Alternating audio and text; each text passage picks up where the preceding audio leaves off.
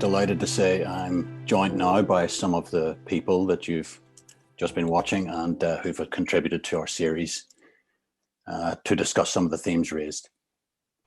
This programme and the forthcoming series is linked to a research project led by Dr. Dina Zoe-Belluigi from Queen's University and also on the MME Council Board and supported by Queen's. So many thanks to them for that. So without further delay, let's turn to our panel and ask them to introduce themselves. Leo, let me start with you. Could you just tell us who you are and what you do a little bit? Hi, my name is Leo. I'm a footballer.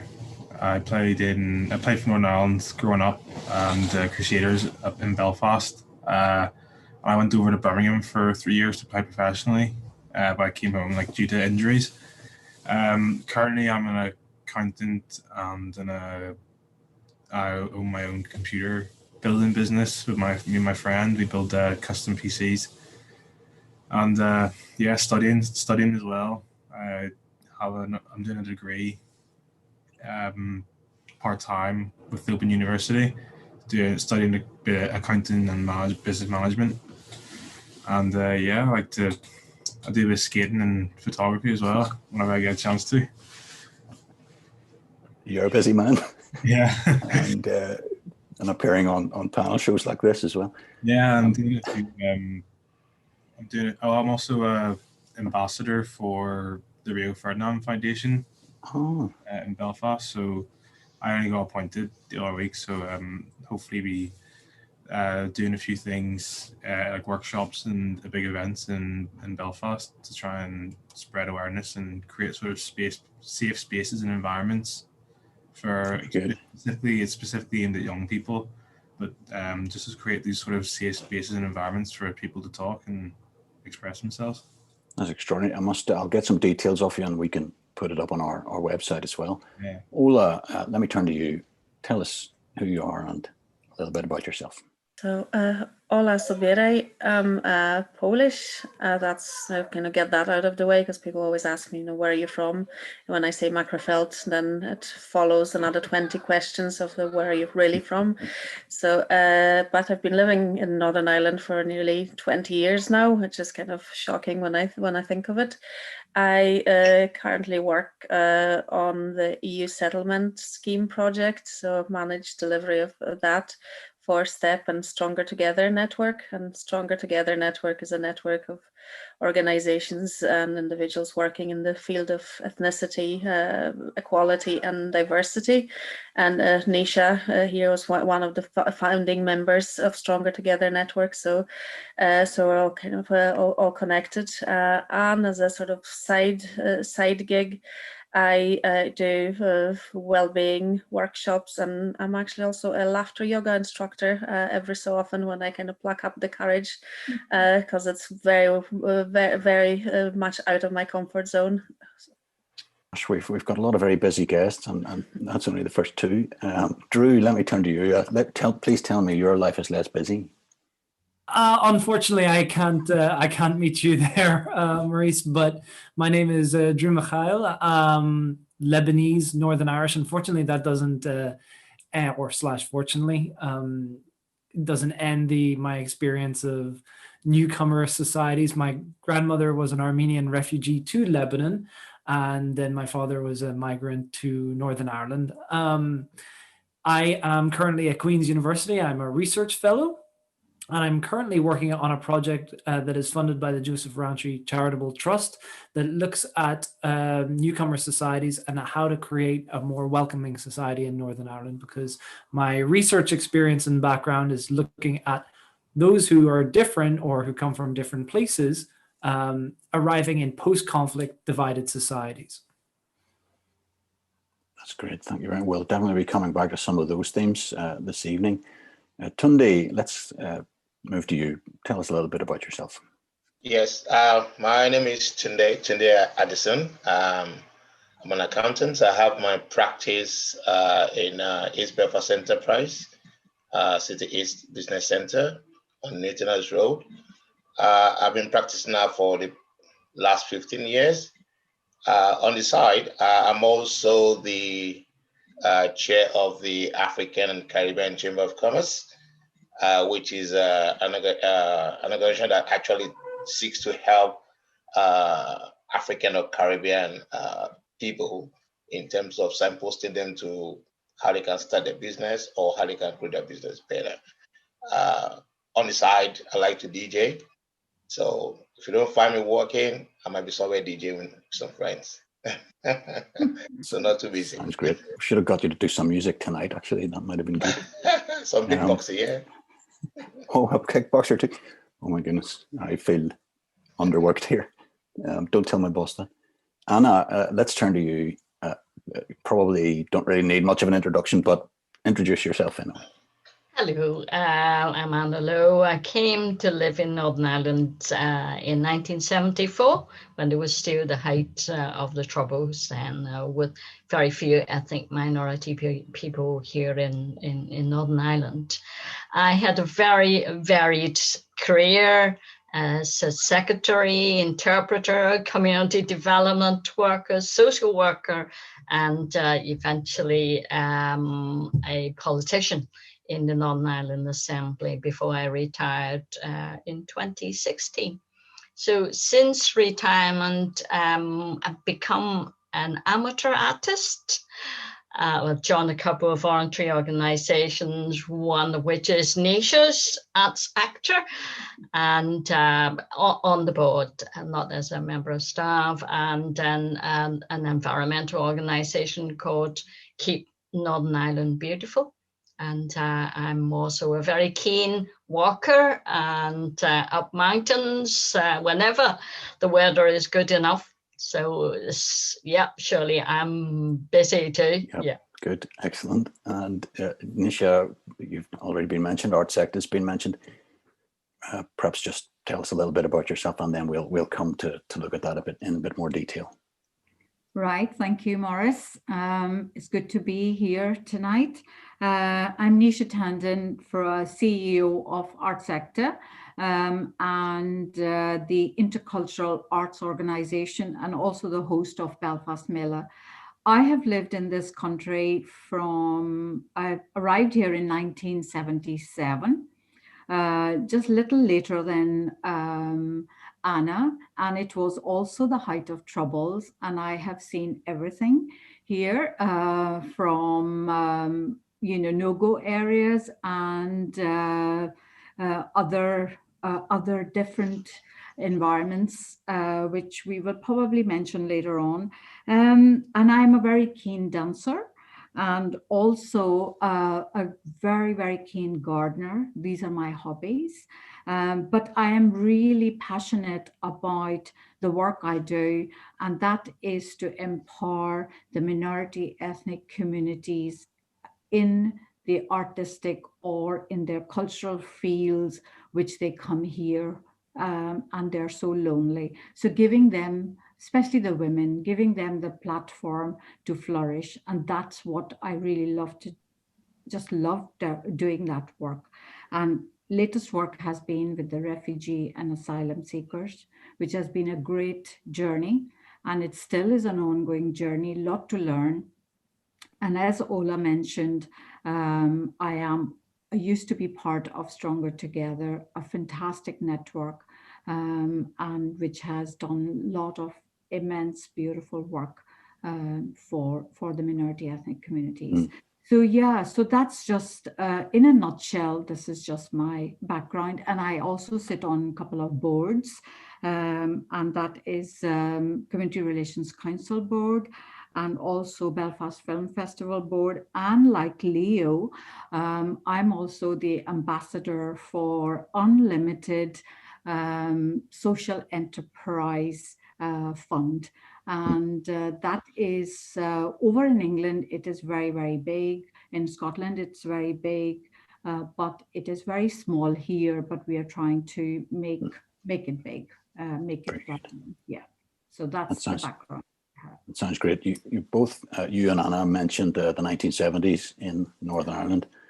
And of course, I remember that, grew up in that. And it seemed to me at the time, and that appearances can be deceptive, that it was pretty monocultural, or at least it's seen as being divided into two and only two communities. And yet in 2019, the last time I was able to get to the Mela, you had tens of thousands of people enjoying culture and cuisine and crafts from dozens of countries from all around the world in different languages. How did you do it? How did I do it? How did you bring this rich intercultural experience to Belfast? Was it difficult? Were there problems? Were there barriers?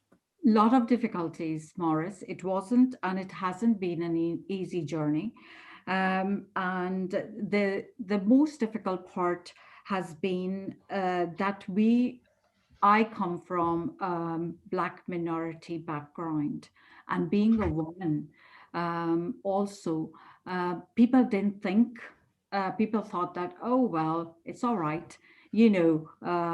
She is only doing what everybody else is doing and will never get anywhere in this world or in this lovely land of Northern Ireland.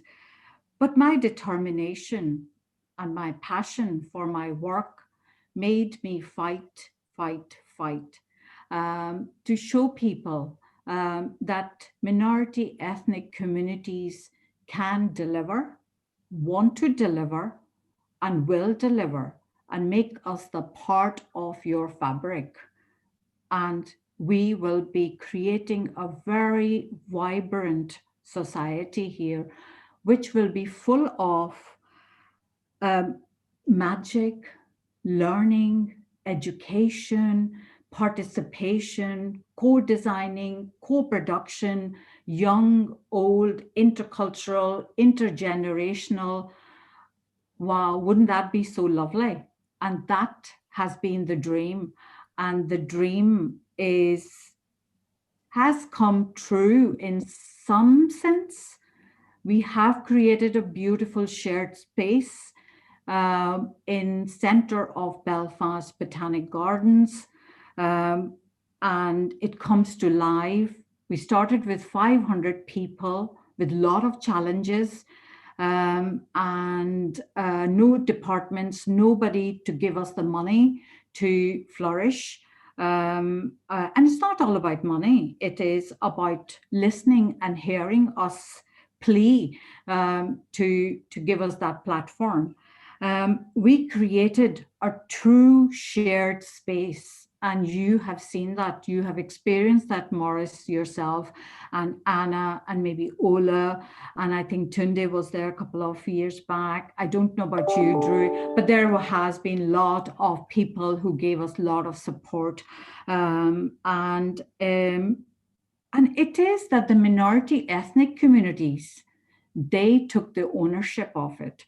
And when I say the minority ethnic communities took the ownership, the Bulgarian, the Russian, the Polish, the Chinese, Indian, African, the Muslim communities, they all wanted to have their space in it to showcase the rich cultures they bring to Northern Ireland. They don't all live in Belfast. They live all over Northern Ireland, but they make sure that they participate and bring their culture to alive. Yes, there has been a lot of challenges, and not only the challenges from the policy side of things, because I use arts as a tool. But unfortunately, arts is the one platform which takes lot of understanding from many departments, and they don't go into the policy side of things at all. So I think it is very important that many departments, Department of Communities, Arts Council, the arm's length bodies, the Department of Economy, the whole executive should be seeing arts, creating those shared spaces, and creating a platform for lovely minority ethnic communities, how important it is to have equality, diversity, and inclusion embedded in everyday work which we deliver today. So that is just the nutshell which I would like to sort of give it to you. Yeah. Excellent. I guess speaking of policy and the politicians, then maybe we turn to Anna to ask you, Anna, about your experience. You were at the time the only MLA from a minority ethnic community, and that remains the case today. I guess if you could give us a quick overview of how you got into politics, and are you surprised that nobody's followed in your footsteps just yet? Well, it was very simple. Just the Alliance Party came and asked me to stand for South Belfast, and I thought about it and I just said, yeah, why not? But I had been a campaigner for a long time for ethnic minority equality and access to information services and the race relation order to be extended to Northern Ireland. So, and as a director of the Chinese Welfare Association, I think I had a lot of contacts with politicians, councillors. So politics wasn't new to me. And I thought, well, instead of always trying to push doors open to try to convince politicians, to do things for us, maybe it's about time I get into government if I had a chance to really just make changes within. In terms of the questions about why I'm not surprised there isn't anybody after me, politics to others coming from outside here in Northern Ireland could be quite complex.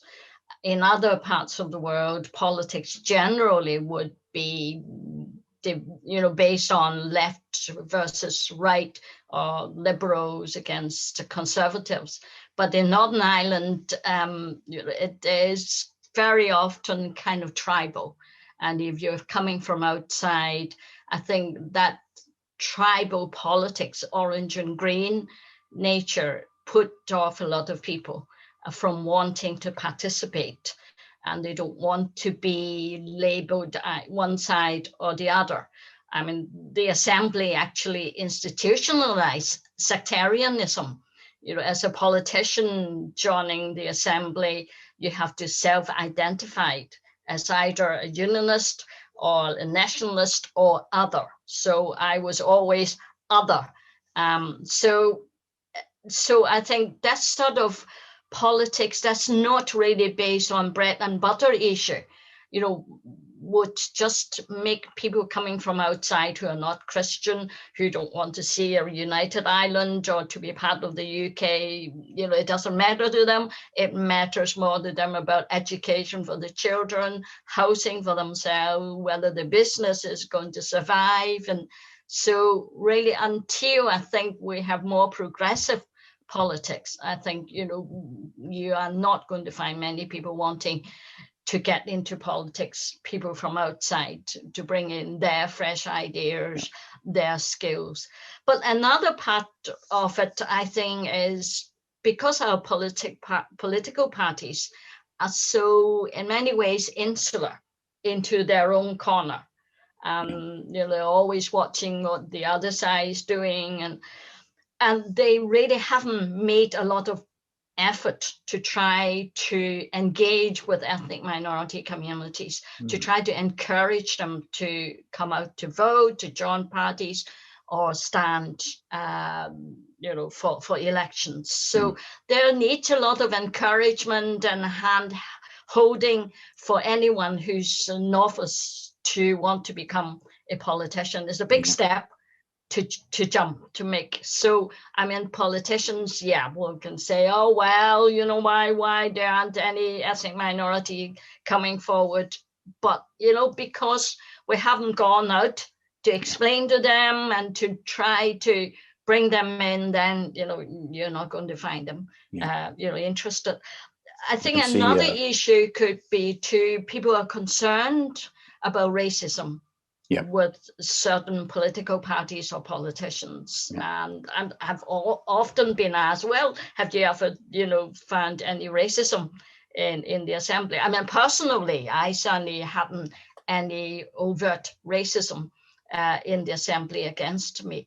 But there is that fear of ethnic minority residents here, newcomers here, because they've heard some politicians making racist remarks, or some parties, some politicians making very sectarian remarks, and they are worried about that, and they're saying, well, I don't want to be a target, of racism by other politicians. I can see Drew has been sort of nodding along to a lot of what you've said here, because Drew, this is sort of your special field of study. Do you want to tell us a little bit about that? Sure. And just to make the audience aware that Anna did say that she would hopefully be supporting my research, and I'm glad to see that my research has actually matched up and is characterized by what Anna has said, and I thank her for it. Not only for the validation, but also bringing light some very important issues, which is the lack of outreach by political parties in Northern Ireland is a significant problem that is rooted to the in my opinion, and I would say this, obviously this is what my research is about, to the central, ethnic, sectarian, confessional divide in Northern Ireland. These parties are used to longitudinally the politics of Northern Ireland, the big P political questions being centered around whether the state belongs to the UK or to the Republic of Ireland. For newcomers coming along, they're thrust into an awkward position of not actually having, technically, most of the time, a dog in that fight. So whenever you have political parties that have for a long time actually appealed to and built within their communities, where their biggest rivals have been their confessional or sectarian parties, where they're seeking to grab more constituents from the other, they don't know how to reach out to particular newcomers, because quite frankly, how do they decide where they stand on the big P political issues? And one thing that if you look at, and a lot of the research that looks at newcomers in different societies, is that acculturation, assimilation, integration, there's lots of different terms and policies that have been bandied around for how to integrate newcomers. But the fact remains that it's a two-way process, right? Newcomers in Northern Ireland, and has already been briefly explained, have added tremendously to the social fauna and political fauna of Northern Ireland. We have them very wonderfully on this panel, but that has not been but that two-way interaction hasn't been forthcoming from the political side in the Northern Ireland's newcomers. And that is a direct result of our conflict that we have not come to terms with or grappled with.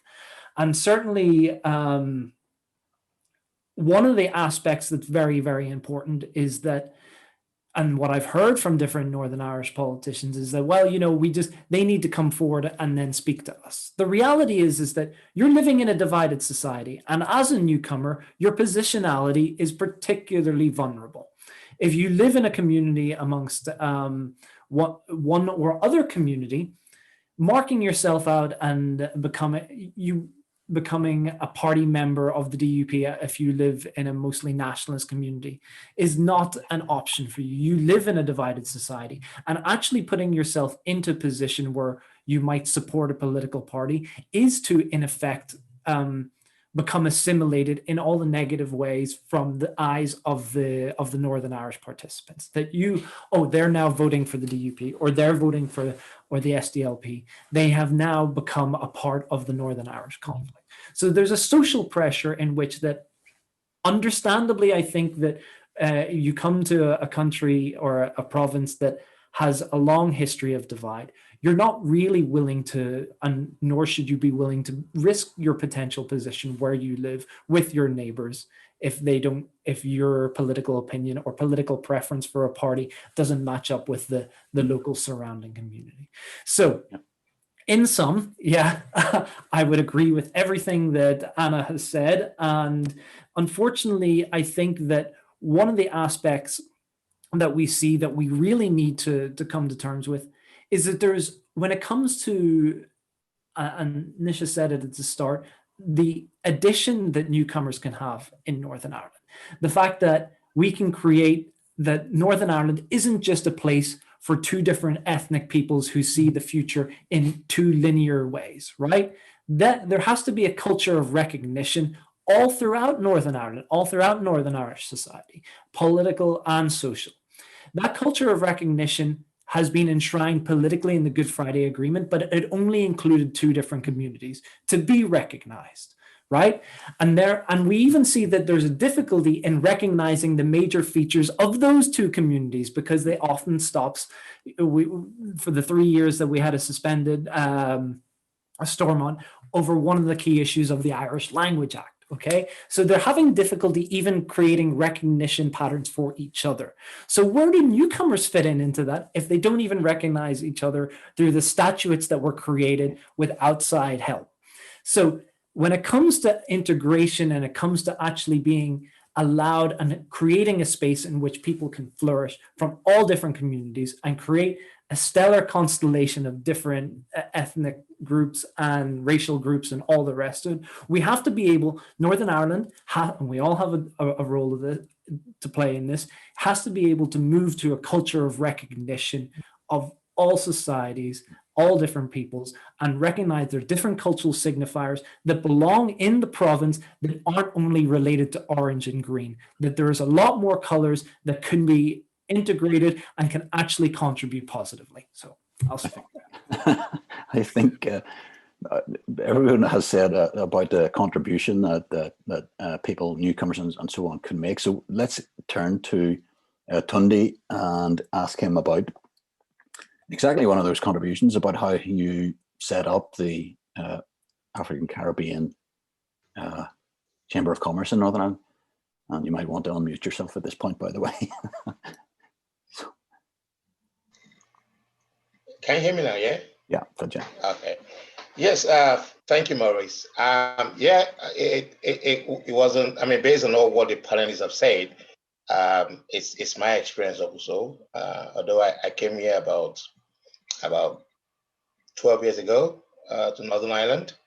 If I was honest with you, I didn't have any idea about what Northern Ireland was about. You know, all I saw was in pictures, greeneries, looked beautiful, until I came here and I realized it was a divided society. And but of course I'm here, so what do I do? And you know, I worked a bit here before deciding to set up my practice. I looked at the environment, and something just said to me that it was conducive enough. Having said that, I did have some fears, if I was honest, but you know, nothing ventured, nothing gained. So I was going to give it a try, you know. So I resigned from my workplace and decided to set up my practice. Of course, I started from home, from my kitchen table. And from then on, you know, got an office and you know, rest is history.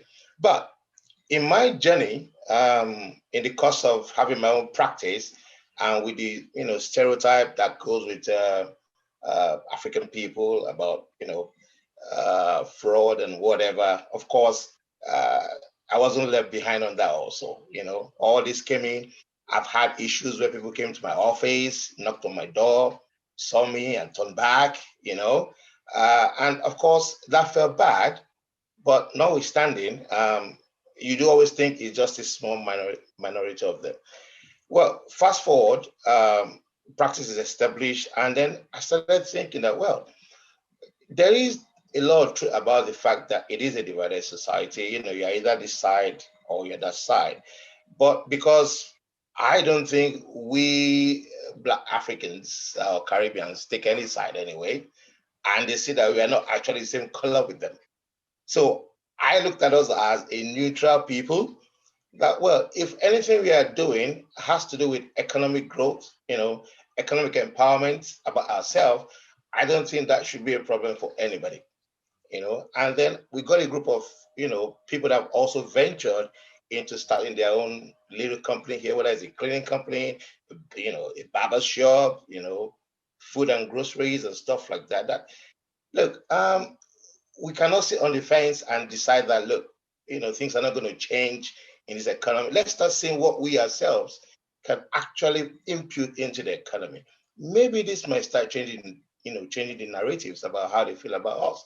Because what I found out is that, you know, the local community always thought that every, you know, African that was here was a refugee or you know, an asylum seeker, whereby there are quite a bit that came here to study. There are some that came with different kind of visas for work, the doctors, nurses, quite a bit.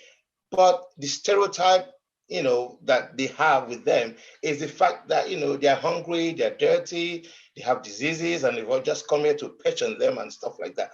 And that wasn't a good feeling. And we thought, look, let's start seeing how we can contribute into the economy so that they start seeing a different side of us, to see us as someone actually contributing to the economy and not actually taking anything from there. So when we set up, the setup was based on, we had, Adeosun then, which was more or less like the umbrella body for all the Black and Caribbean organizations. Especially Alfred Abolari was the one that came with the concept of, let's have a business angle to what we are doing. We know we have culture, arts, quite a bit of different things, human rights. Let's have the business part, and we went for the meeting. I would say, okay, let's set up this and see how we can start to encourage, Black Africans and Caribbeans to see how whatever they want to do, that look, the help is there, the support is there. You can get to it. All you need to do is just, go get it. Now, the cultural insensitivity of the support network we have here, like the other panelists have said, has always been just binary. Is it good for the, for this part of this particular sector or that particular sector? There was nothing about, people coming in. Yeah. I've sat in meetings whereby the discussion has been, people have come from East Belfast, some have come from West Belfast to talk about what is their issue. But it was all about Northern Ireland or Belfast, but it was just about the two issues. And at a point, I had to ask, so where do I come in? You invited me here, where do I come in? And they're like, oh, okay, sorry. So what's your but you've come in now, you've got a thriving organization, and maybe we'll get to talk about that. So that's just the whole issue that, I strongly believe that in as much as we're on the round table discussing how Northern Ireland can move forward, that is when we all have a chance to make sure that we can contribute positively into the economy, and make a greater, better impact overall. And indeed, there's another member of the panel here who has done exactly that. And let's have a quick chat with him now. Actually, Leo, do you tell us a little bit about how did you go about starting up your business? And then maybe, again, if you faced any of those sort of barriers that you've just been hearing about. Yeah, so I'm a bit of a gamer, playing games my whole life. I played competitively, especially when I was in England, because I had a lot of injuries. And you're in a very isolated space, so all I really had was my room and my Xbox, whatever I was playing with. So I got really into it. It was really competitive, and then I moved. My friend played PC, taught me how to build them and stuff. And I noticed that a lot of these computers people were buying were just terrible. So I just thought, within my sort of small community in Bangor, I just started a wee business and actually build people good computers at fair prices, because people don't really know much about them. So they'll go to Curry's or go to whoever and they'll say, oh, I want a computer to work, and they're like, right, $3,000, and they're like, oh, okay, well, that's how much a computer costs. So that's sort of how we that's how we sort of just came about doing it. And we quickly found that, especially now with COVID and how the last years went, people are just looking to buy computers and gaming ones. I've got people buying gaming computers for their 7-year-old kids and things like that now. It's madness.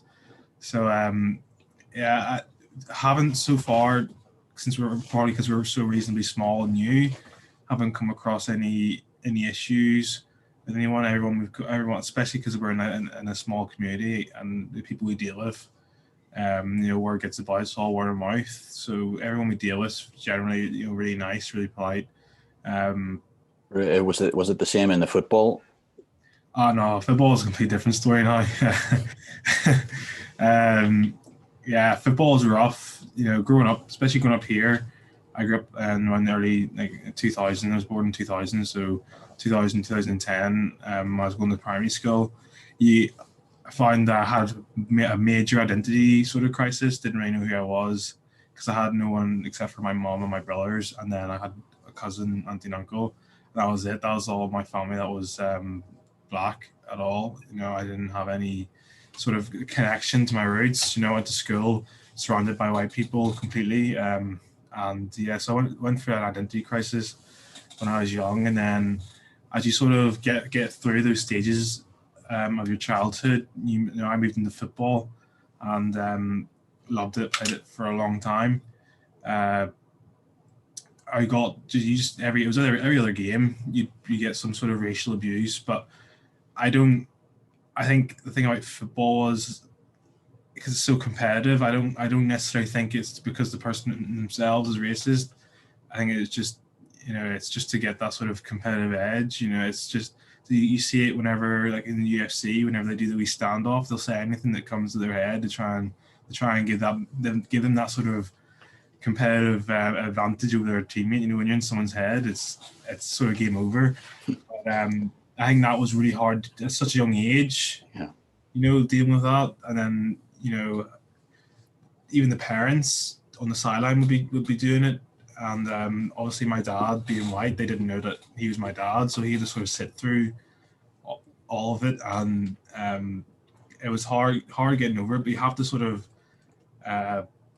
understand that these people are probably just uneducated, or they're in really sort of small. A lot of them are from these sort of small, tight-knitted communities that don't really get to experience other cultures and other ethnicities. You know, they're very not even necessarily closed-minded, but they haven't seen anything else but from where they're from.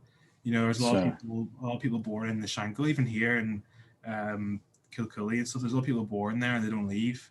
You know, they never go on holiday. They never experience these cultures. So I have to sort of take that into consideration, as hard as it is. But you have to, you know, at the end of the day, you have to sort of just point it out, tell them you can't say that.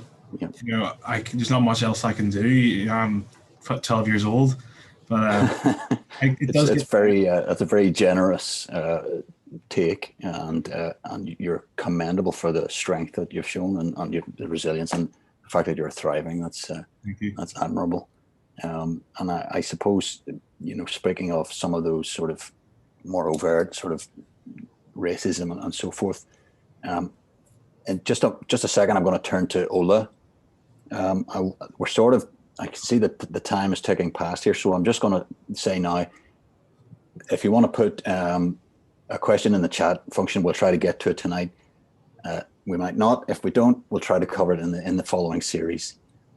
Let me turn to Ola and maybe pick up on something that Leah was saying about that, you know, that kind of almost overt racism that he was talking about, that you saw probably in the early parts of this century, this millennium, as it were, when people from Eastern Europe started to move in. Certainly for me, there seemed to be a phobia and racial incident forth. Does that ring true of your experience? How did you set about overcoming it?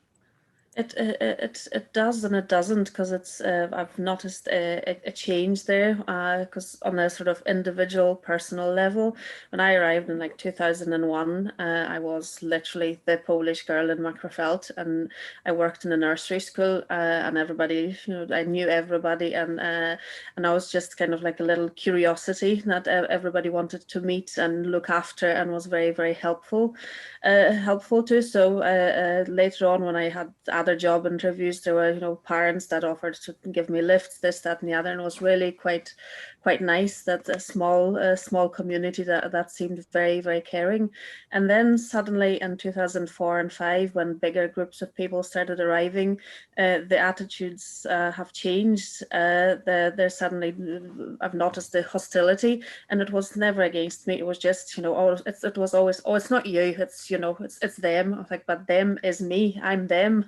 There we come from the same place, from the same background, and so I'm just trying to get to the bottom of what it is that changed, and I thought very much so, like Leo, it's because it's bigger groups of people who maybe look slightly different and sound slightly different, and if they speak in a language you don't understand, it seems louder than what it actually is, and it might seem harsher.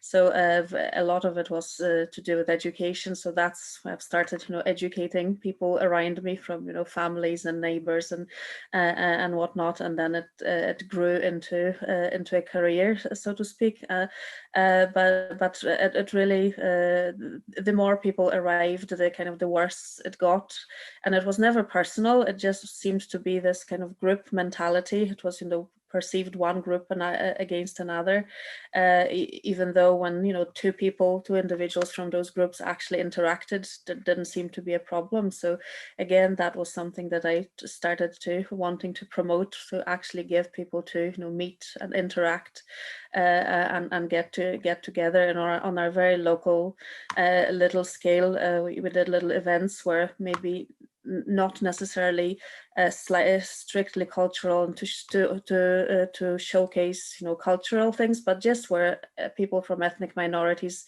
were service providers. They may have been the face painter, the balloon modeler, the musician, so not necessarily those kind of typically ethnic things, but just people in the community who could showcase their talents, to really show maybe the indigenous local communities that they're really the same, that they all had kids that needed to like to be entertained in a vastly the same way. They all had school problems, they all had work problems there, and that sort of the mainstreaming ethnic minorities and ethnicity into the local has become something that I've become quite passionate and involved in.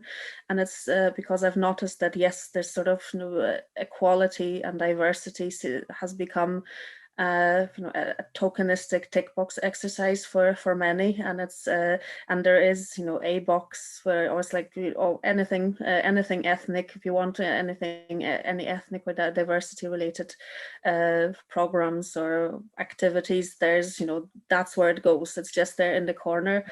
So that's for Minority Ethnic Development Fund, or there is some sort of diversity pocket here or there, but really the mainstream still stays vastly for the local communities, and is vastly concerned with the race relations or good relations between the green and the orange. So I'm very much about adding to those colors and mixing them all up by sort of mainstreaming the ethnic bit in the culture or in the advice sector or in the politics.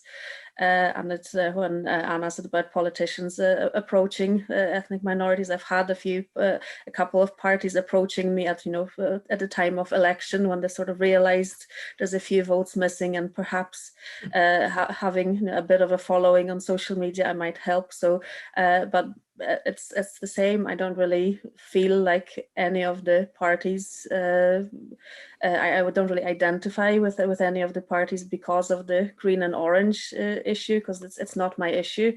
I can understand the ideology and the passions behind it, but I don't identify with it. And in terms of the policies, I haven't, and many of ethnic minorities and newcomers or people I know also haven't found anybody they can identify with. My sister, on the other hand, has. So she's found the Green Party, and she joined the Green Party, and she was immediately offered the diversity inclusion officer part in it. And we despaired, because this is again this kind of tick box exercise. And she's an accountant, and she's a treasurer for a couple of organizations, and she put herself up for that position, but that wasn't even considered. So we had a little laugh and thought, right, we'll just you kind of start from the bottom and see where that goes. But so that's really where I am. Did you find that these things were exacerbated around the time of the Brexit debate? I was going to say it's a whole big referendum and all the rest of it. So did Brexit exacerbate very things? much so, very much so, because it's sort of by 2016, the migration and sort of all those groups of people have become something that Northern Ireland was starting to get used to and embrace. And like Mela was growing, and you could see all the businesses and shops and people and more kind of mixed families. And then suddenly with the Brexit vote, I think well, I certainly felt it was personal, and I heard Kaya in the video saying, nobody voted against, to vote Kaya out, and I'm sure nobody voted to get me out. Nevertheless, to me, it felt personal, and to very many people also, because we suddenly realized that around half the population here is for Brexit, and Brexit was really advertised as and sold as this kind of anti-immigration and get our identity back, and basically get them out if possible, which was never going to happen, because that's for all sorts of reasons. Still, the people who are already here. So nobody was that was never part of the plan. Nevertheless, to us Eastern Europeans or Europeans in Northern Ireland, it felt quite personal, and it made us feel, I think, not belong here and like not wanted here, and questioning whether we made the right choice to actually to make it our home. I wonder if anybody else in the panel, not from Eastern Europe or from a European background, felt there were also knock-on effects for them. I mean, Nisha, for example, did you notice anything in terms of the Indian community? Did they feel a little hostile atmosphere around the Brexit vote? Or? Yes, very much so, because as you would know, that the Indian, Chinese, Jewish and African communities were the first settlers in Northern Ireland. And yes, whenever this Brexit came, we also felt that we are part of the hospitality industry. We are part of the NHS and the health. We are part of education, and we are part of the entire fabric of running Northern Ireland, and agriculture as well. And why is it that our counterparts, such as Europeans coming here who have contributed so much, are to be sent home and they are not wanted? So the Indian community was definitely not in favor of Brexit. At least I wasn't, but anyway, that's a long story. But and many of the hospitality, even the students who were coming from Indian origin to Queen's sort of started, or Queen's or UU started to think, twice whether they want to come here or they don't want to come here. And also many of the NHS nurses, they went back. They went to better places, where they seen better opportunities and better pay and better everything. They left this country because they didn't know what was going to happen to them. Yeah. I see, Drew, you were nodding about the university aspect of that. Do you have any insight into the situation at Queen's or indeed at UU?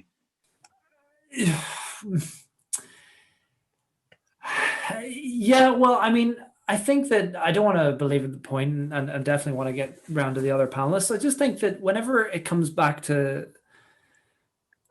a situation in which you have, when I've been in classes, and those of us that have worked at Queen's understand that when 20-year-olds are meeting for the first time from the opposite end of the community at the university level, it really is very unwelcoming to most, to those outside of those traditions, to be able to step in and have a place, especially when you're growing up. And I'm not outwardly Arab looking particularly, and certainly whenever people growing up, when my name was heard, then I was marked out as different. And it was interesting to understand that actually I could play insider versus outsider quite often. And then to be able to see the difference in how you're treated whenever you're assumed an outsider, because then it comes back to, well, exactly, are you a Catholic or Protestant Greek Orthodox person, rather than just like understanding individuals on their own merits. And what Ola said, and I despair to the point that it's understanding people on their own merits and their own contributions.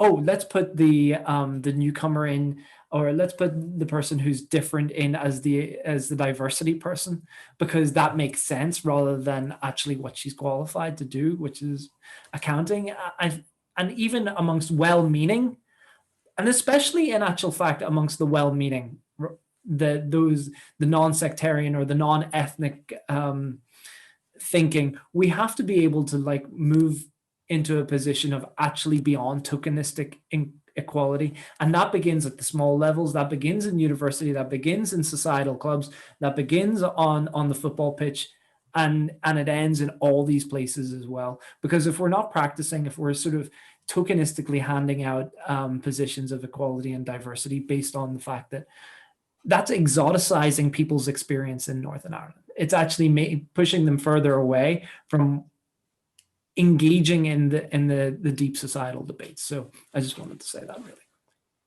I can see there's a few questions are arriving in the comment box here. One of them is, from your experience, what is the one thing white people, those from the two tribes in Northern Ireland, could do to get organised and build momentum to end racism? I don't know which of you wants to, maybe Anna, you are unmuted there. Do you have something to say? Yep, you can hear me? Yep. Yeah. I think certainly I was very impressed by the Black Lives Matter, when I see lots of white people standing side by side with the black neighbors or black friends or another black protester on the streets and in different places. I think that is the picture we want to see. That is how we can challenge white people in the wider society. It's not black people who brings racism.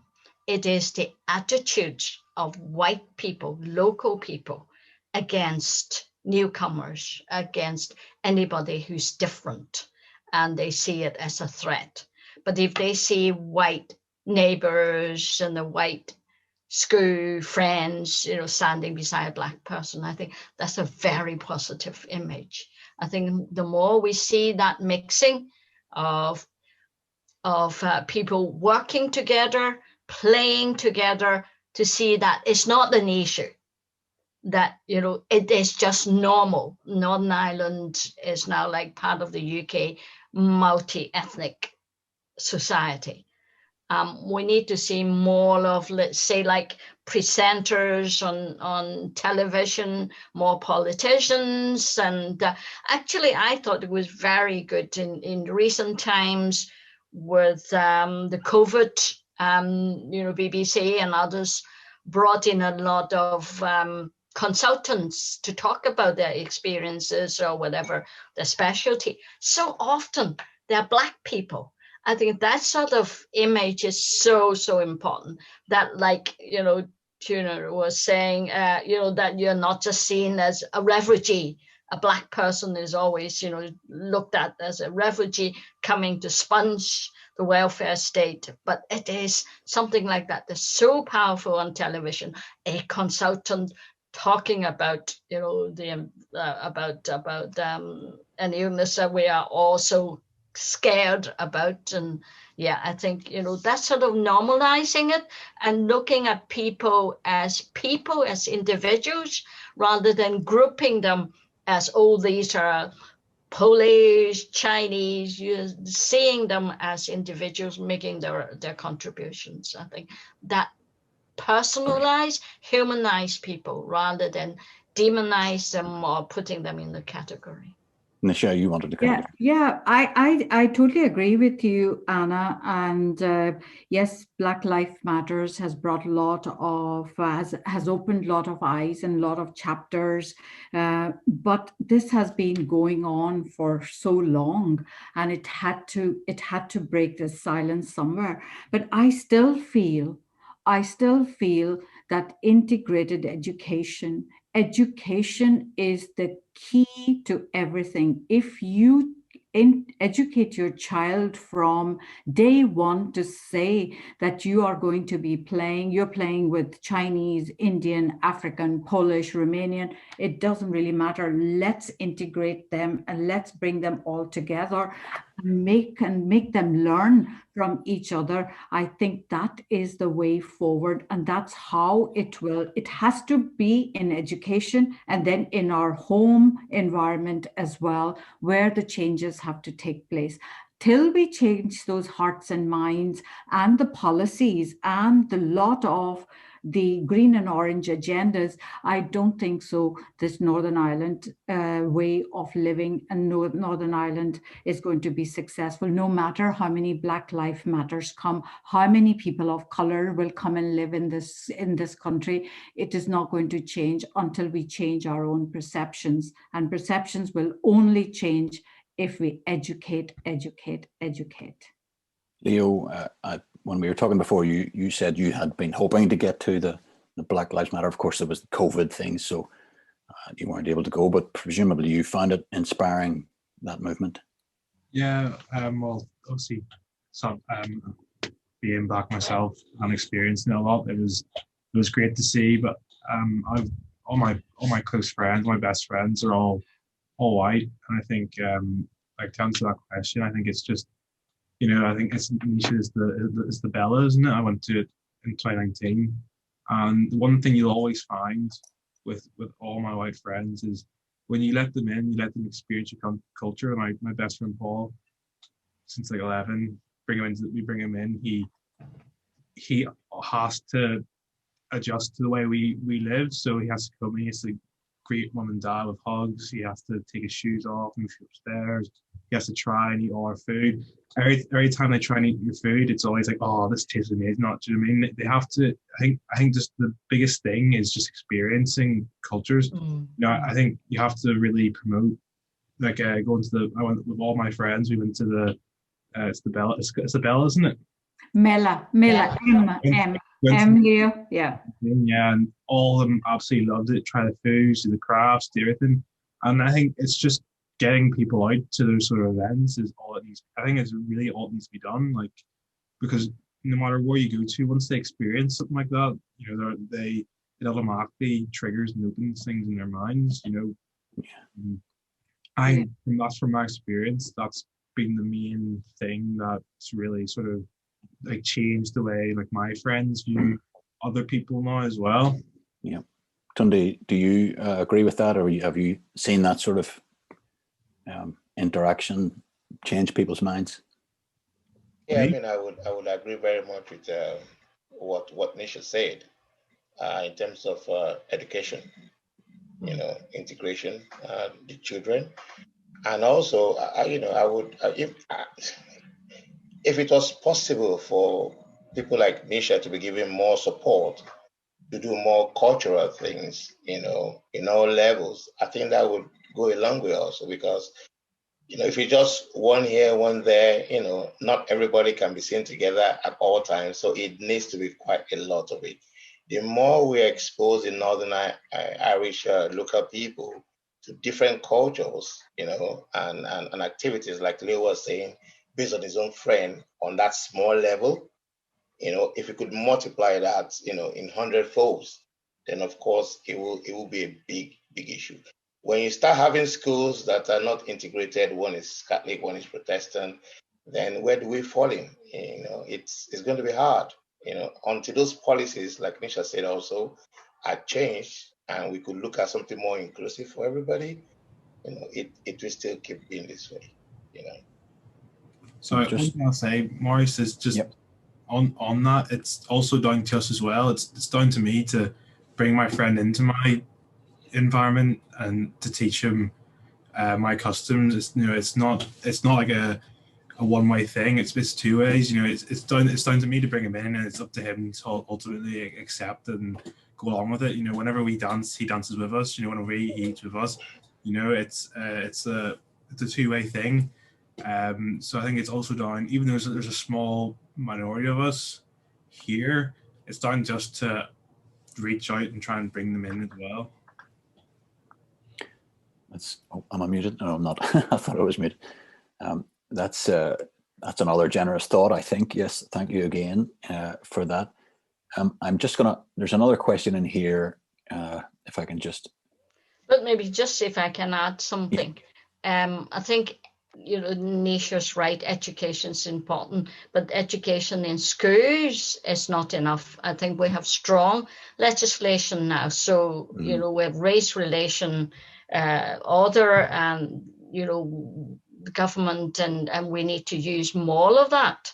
Mm-hmm. And also another thing is there needs to be more training in organizations and government departments about discrimination, mm-hmm. So that people feel protected, feel that if they have a grievance that they can go and talk to the boss and there would be support for them. So there needs to be more support for ethnic minorities to come forward as well if they feel being discriminated against. So we need to look at policies, legislation, and all that to tackle racism in Northern Ireland. There is overt racism, and that's violence, and the police need to do more as well. I mean, ethnic minority communities quite rightly feel that they don't have a lot of confidence in the police when they see so little successful prosecution for racism. Or when they go and report incidents and, they are not being followed up in a proper way or in time, then people then don't want to report again. So I think all those legal side or those training would be very important as well to try to tackle racism. We're sort of moving into policy recommendations here. I think that's probably good territory to try to move to for the last 10 minutes or something, I suppose.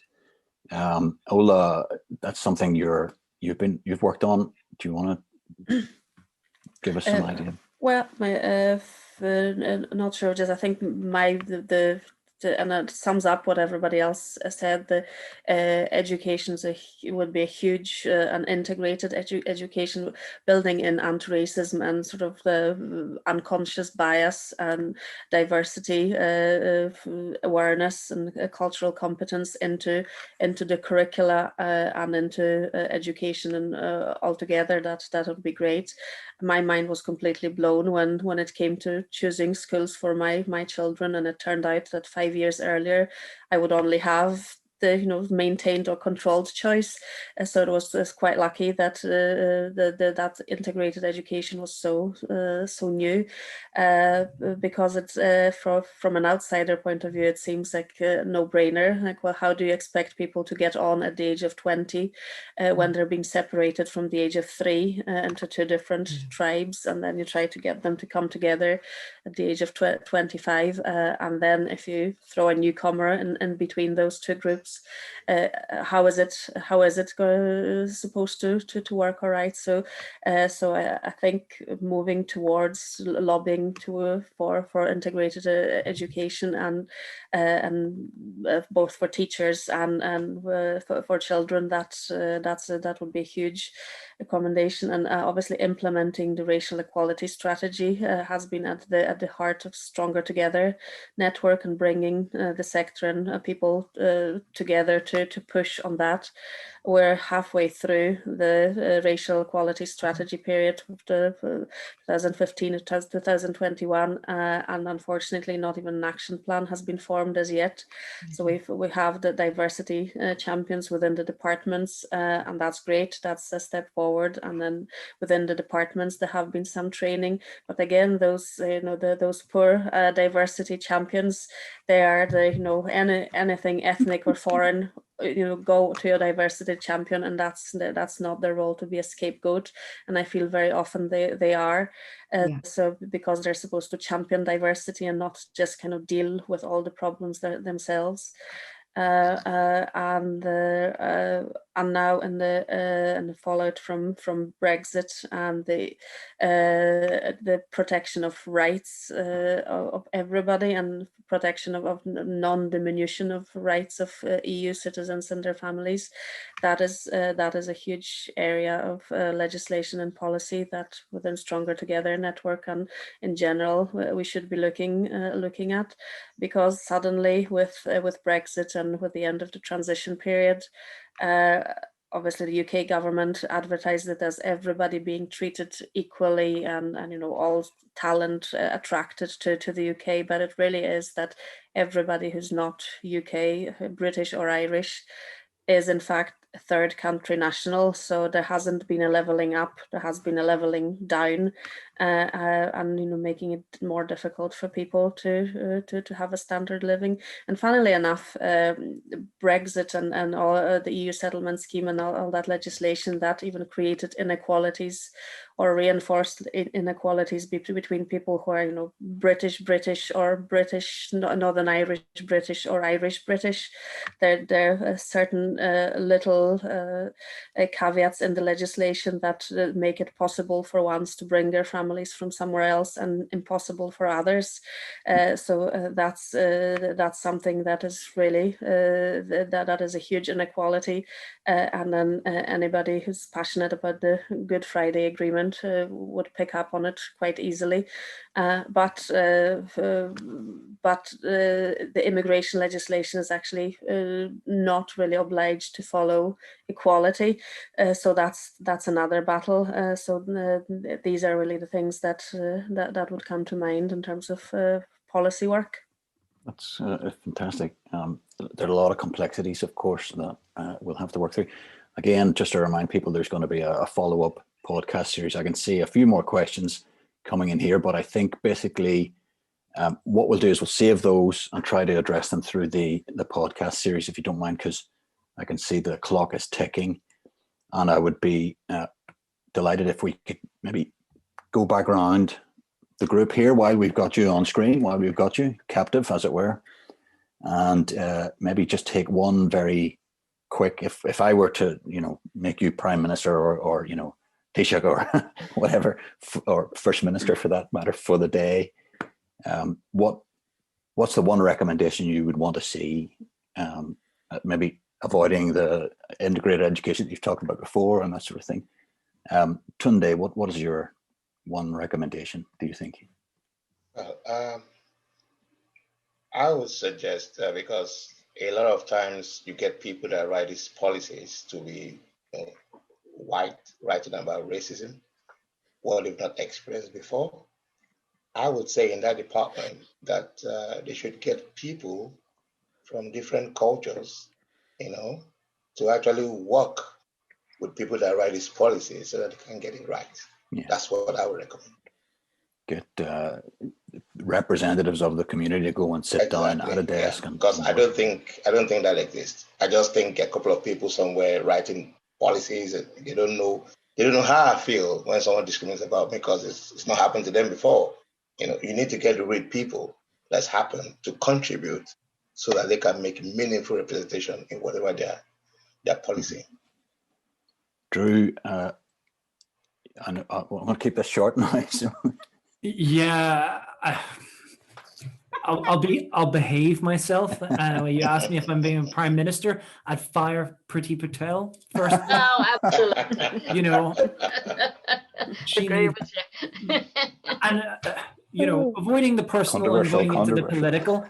The fact is that particularly imperiling refugees and asylum seekers is symptomatic of a wider issue of that we have had and we have experienced, not recently, in the last more than the last decade, to newcomers and those coming into the country. The fact is that that it's being made as bait for red tops to try and create this division between people, and that isn't strength. That this idea of creating a constellation of identity around who belongs here and who doesn't is a weakness of a democratic state, not a strength.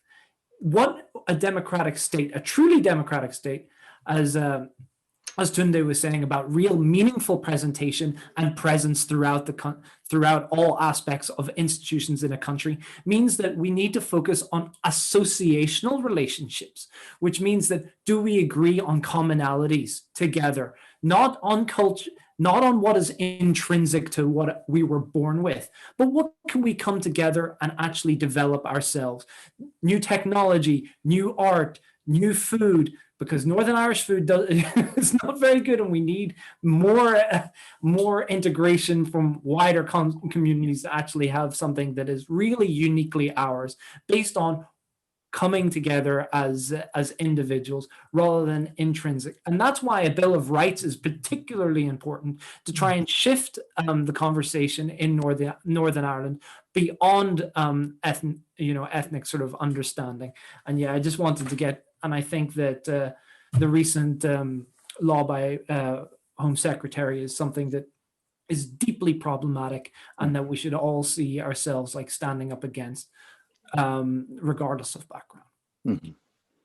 Thank you very much. Leo, do you have a vision of the future? Is there any limitations on what I can do? I don't know. I think I'd probably go like along the mellow route and have like something like that every couple of months. Right. So I'd like, and just constantly change the theme, Indian, Chinese, Japanese, African, create, like just constantly have those sort of events for people to continually sort of mix and experience different cultures, and I think that's probably something the route I'd sort of go on, I think. Very good. Interesting. Interesting choice. Ola, do you want to add anything to what you've said? Yes, well, Drew kind of stole the Bill of Rights from me, so the Bill of Rights for Northern Ireland would be my first priority, but on a slightly different thing, a universal basic income would be also something that I think I would introduce if I could. Mm-hmm. Interesting thought. Nisha, you've had support from Leo there. I really love Leo. I think he is just so great. Bringing Mela in everyday's life. Oh, wow.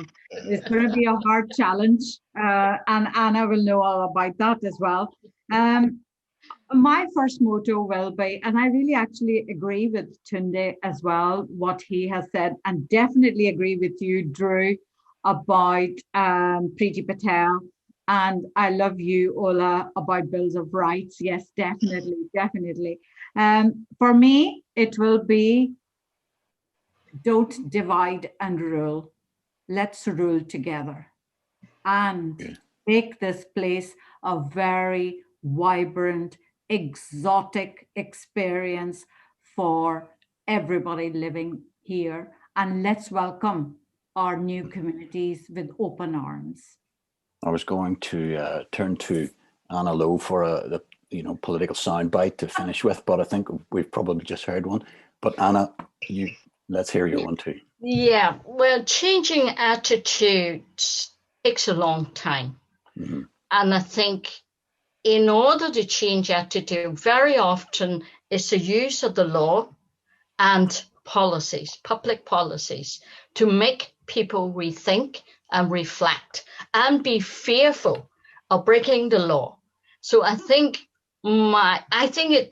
it's not wishful thinking for me to say one wish I have would be for government, one action I call for would be for government, all the government departments, including First and Deputy First Minister, to redouble their effort in implementing the racial equality strategy, mm-hmm. including strengthening all the laws of anti-racism.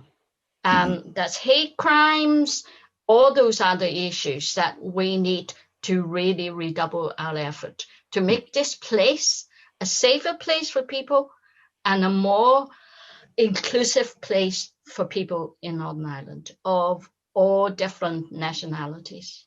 That's fantastic. I think you're just squeaking under the line. We're just being beaten by the clock. So let me just take this opportunity, one, to thank the organizers of this fantastic festival for putting this on, to thank Queen's University and the team, especially Lynn Gold, who's been behind the scenes helping us out here. And thanks also to our panel, to Ola, to Leo, Drew, Tunde, Anna, and Nisha. I'm sure everyone has had a fantastic, enlightening experience this evening. And thank you to everyone who came along and listened. We'll try to get to your questions in the series. Follow us on @MME Council and we'll pass on some more information. So thank you for watching and good night.